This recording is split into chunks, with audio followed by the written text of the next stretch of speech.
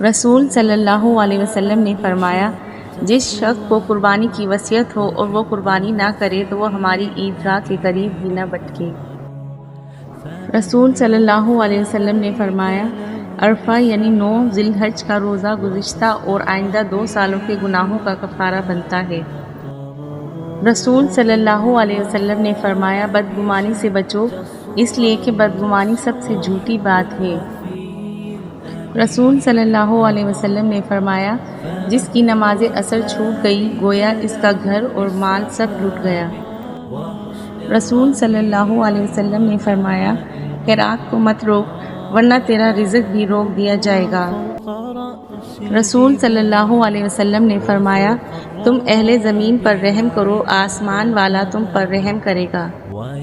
رسول صلی اللہ علیہ وسلم نے ارشاد فرمایا، ہمیشہ پاک صاف رہا کرو، رزق میں برکت ہوگی۔ زیادہ کھانے کا انجام۔